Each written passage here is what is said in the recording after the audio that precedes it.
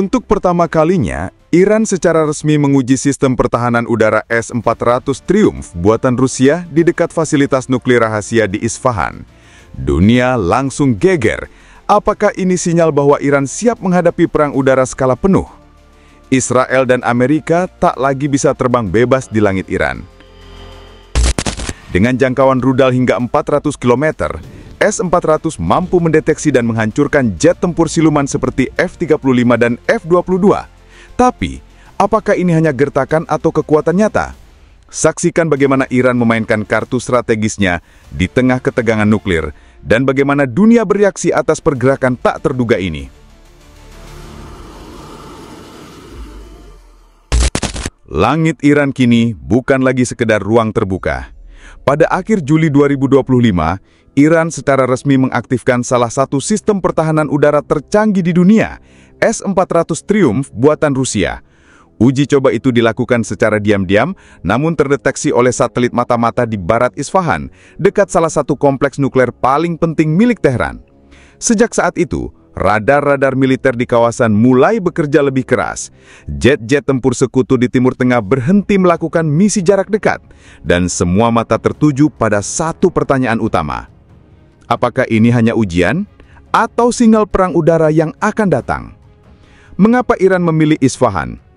Isfahan bukan lokasi militer sembarangan. Di kota inilah berdiri fasilitas pengayaan uranium Natanz, jantung dari program nuklir Iran. Dengan menempatkan S-400 di wilayah ini, Iran mengirim pesan tegas.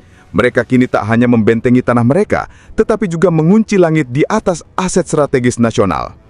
Apakah ini sebagai pertahanan terhadap potensi serangan Israel? Atau apakah Iran sedang mempersiapkan sesuatu yang jauh lebih besar dan ingin memastikan tak satu pun mata-mata bisa melihat dari atas? Seberapa berbahayakah S-400? S-400 Triumph bukan sistem biasa.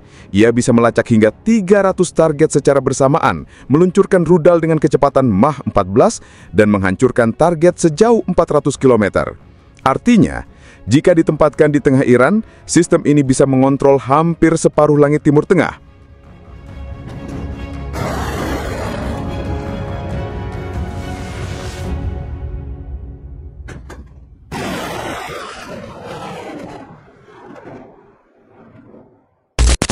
Rudal jarak jauh 40N6E yang digunakan bahkan mampu menjatuhkan pesawat tempur yang berada di luar garis kecakapan radar biasa.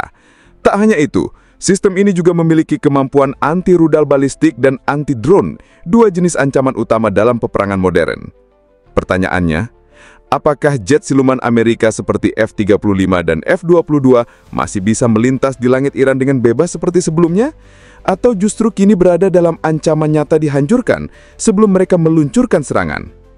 Selama 1 dekade terakhir, Iran telah memamerkan sistem pertahanan udara dalam negerinya seperti Bafar 373, Khordad 15, dan Talas. Sistem-sistem ini diklaim sebagai jawaban terhadap embargo senjata dari Barat.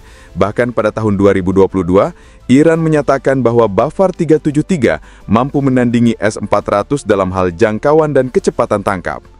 Namun kini, fakta bahwa Iran menguji S-400 menyiratkan keraguan terhadap kemampuan sistem buatan sendiri. Atau mungkin ada alasan lain yang lebih politis. Apakah Iran diam-diam telah kehilangan kepercayaan pada produk militernya sendiri? Atau ini adalah bagian dari rencana jangka panjang untuk menyatukan semua sistem pertahanan menjadi jaringan terpadu yang lebih kompleks? Dan apa dampaknya pada operasi udara Israel dan sekutu? Selama bertahun-tahun, Israel mengandalkan taktik udara presisi untuk menghancurkan fasilitas Iran, baik secara terang maupun dalam operasi rahasia. Fasilitas nuklir, konvoi militer, bahkan pangkalan drone Iran telah menjadi sasaran. Tapi dengan hadirnya S-400, rute aman itu hampir tertutup total. Jet tempur Israel kini harus berpikir 2 kali sebelum memasuki zona udara Iran. Amerika pun kini harus lebih berhati-hati dalam mengerahkan pesawat intai strategis di atas Teluk Parsia.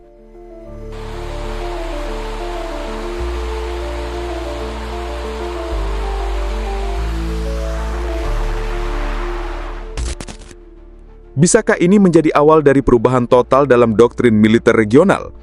Bagaimana jika Israel mencoba menyerang lebih dulu sebelum sistem ini mencapai kesiapan penuh? Apakah itu akan memicu perang besar? Pertanyaan yang lebih besar muncul, mengapa Rusia bersedia memasok S-400 kepada Iran, terutama di tengah konflik global yang semakin intensif? Ada dua kemungkinan. Pertama, ini hanya murni transaksi militer antara dua negara yang ingin memperkuat aliansi taktis. Kedua, ini adalah bagian dari aliansi strategis yang lebih dalam antara Moskow dan Teheran. Sejak perang Ukraina, Iran telah memasok drone tempur ke Rusia. Kini, Rusia membalas dengan teknologi pertahanan udara kelas dunia. Jika skenario kedua benar, maka ini menandakan pergeseran besar dalam geopolitik militer global. Rusia sebelumnya enggan menjual S-400 ke Iran karena tekanan geopolitik terutama dari Israel dan Saudi Arabia. Namun sejak hubungan Teheran-Moskow menguat dalam konflik Ukraina, aliansi ini mulai terbuka. Iran memasuk drone tempur ke Rusia. Sebagai gantinya, Rusia membuka akses ke teknologi pertahanan udara canggih. Namun belum jelas apakah Rusia benar-benar menyuplai seluruh sistem lengkap atau hanya melatih Iran untuk mengoperasikannya dengan pengawasan terbatas. Apakah Rusia kini sudah siap mempertaruhkan hubungan diplomatiknya demi mendukung Iran sepenuhnya? Atau justru ada perjanjian rahasia di balik pengiriman S-400 yang belum terungkap ke publik? Apakah Timur Tengah menuju perang udara besar-besaran? Pakar militer menyebut situasi ini sebagai deterrence escalation. Kondisi di mana satu negara meningkatkan kemampuan bertahan untuk mencegah serangan, tapi justru mendorong musuh melakukan serangan lebih cepat karena takut kehilangan kesempatan menyerang pertama. Dengan S-400 aktif, langit Iran menjadi benteng, tapi sekaligus sumbu pendek bagi konflik yang bisa meledak sewaktu-waktu. Dengan S-400 diaktifkan dan ketegangan nuklir yang belum mereda, kawasan Timur Tengah kini berada di ambang risiko konflik yang lebih luas. Iran mungkin belum berniat menyerang lebih dulu, tapi dengan sistem ini, mereka memberi pesan, jika diserang, kami siap membalas dan siap menembak jatuh siapapun. Konflik udara, bahkan serangan preemptif dari pihak manapun, kini menjadi resiko nyata. Iran tidak lagi hanya bertahan, mereka bersiap menyergap dari langit. Apakah Israel akan menunggu? Atau akan menyerang lebih dulu, seperti mereka menghancurkan reaktor nuklir Surya pada 2007? Dan jika serangan terjadi, bagaimana respon Iran dengan sistem barunya ini?